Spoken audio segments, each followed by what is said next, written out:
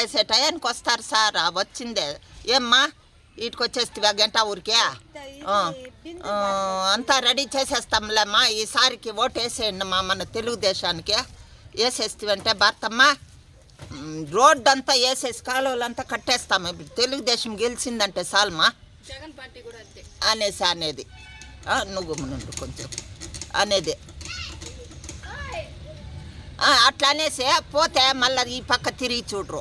మళ్ళా ఏదన్నా గలాట అయిందంటే పెద్దోళ్ళు గలాటాలు అయిందంటే అప్పుడు వస్తారు. ఏం బా చెప్పేసి పోతూ ఏం పా శ్రీధరప్ప ఏం రోడ్లే కాలువలు చూడనైనా ఎట్లుండదంటే ఇంకా శాంక్షన్ కాలేదమ్మా అంటారు.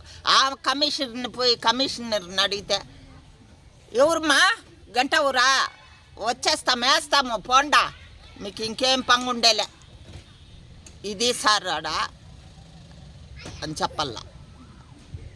మేము ఎట్లన్నా సాయనే బీదా సాదా ఎట్లన్నా ఉన్నాయి వాళ్ళు బాగుండాల ఓట్లు వేసుకొని అంతే. నీళ్ళు కూడా చక్కదంగా వదల ఆ నీళ్ళు ఐదు రోజులకు వదలాల్సిన నీళ్ళు 6 రోజులకు వదులుతారు. అది బిడ్డ ఉచ్చులు పోసినట్లే కరెక్ట్ గా తీసుకుంటారు.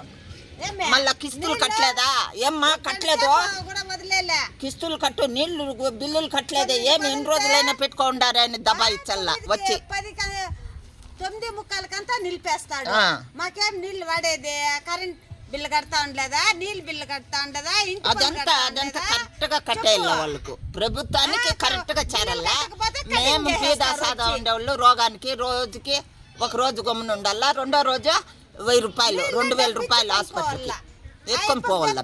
చెప్పుకోబండమ్మా మేము అట్లే వదిలేదే అని అంటాడు. ఎవరికి చెప్పుకుంటారో చెప్పుకోబండా అనేది మాట్లాడితే మాకు నీళ్ళే లేవు డబ్బులు మట్టుకుమా కరెక్ట్గా బిల్లు కట్టాలా. మేము ట్యాంకీల్లో తోలిపించుకోవాలా. గుద్దలు కడగాలంటే కూడా ట్యాంకీల్లో తోలిపించుకోవాలా.